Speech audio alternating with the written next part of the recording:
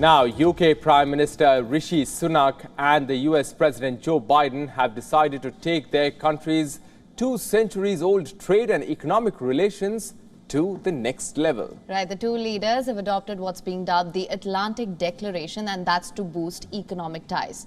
Now, reports say that the declaration aims to boost industry ties on defense and renewable energy in the face of growing competition from China. A part of the declaration directly mentioned China and Russia. It read, and I quote, "We face new challenges to international stability from authoritarian states such as Russia and the People's Republic of China, disruptive technologies, non-state actors, and transnational challenges like climate change."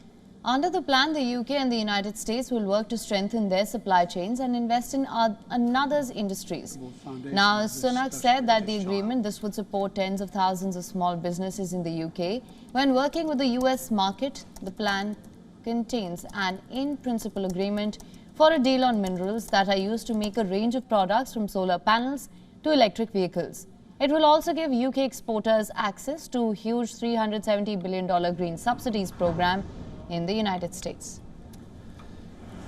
It is not just trade that the two countries have decided to cooperate on. The United States and the UK have also agreed to work together on artificial intelligence safety. Addressing a joint press conference with President Biden, Prime Minister Sunak said, and I quote, "When the United States and the United Kingdom stand together, the world is a safer, better, and more prosperous place, and that's why ours is the indispensable alliance." On the other hand, President Biden praised UK's efforts on artificial intelligence. And we're looking to Great Britain to lead that effort this fall in putting together a proposal, a group of nations to deal with how do we deal with this. It not only has the potential to cure cancer, and many other things that are just beyond our comprehension, but has the potential to do great damage if it's not controlled. And for more on this, earlier we spoke to Susan Tehrani, who's told us about the significance of the Atlantic Declaration.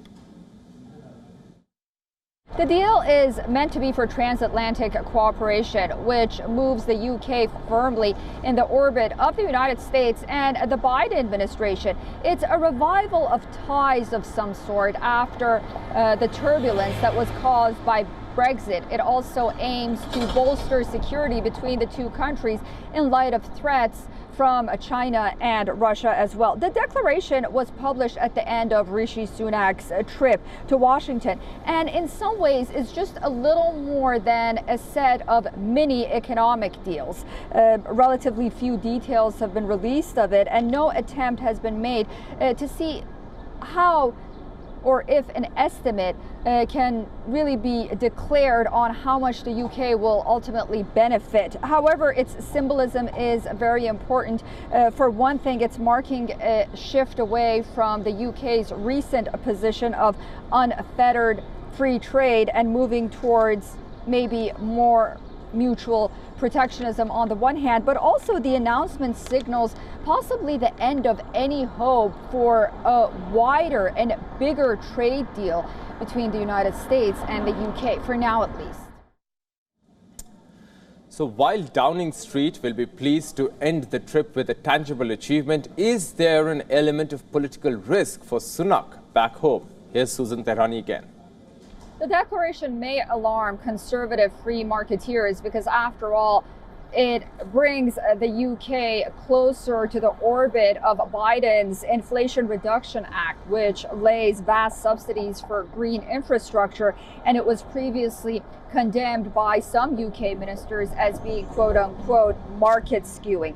One element of the declaration notes, and this is related to minerals needed in battery technology, it says that it will allow UK electric car manufacturers to benefit from some of the subsidies in the Biden Inflation Reduction Act. But also, more importantly, it's safe to note that signing this declaration by Rishi Sunak indicates that perhaps he has some kind of understanding or has come to terms with the fact that UK economic security requires at least some acceptance of Biden's economic worldview.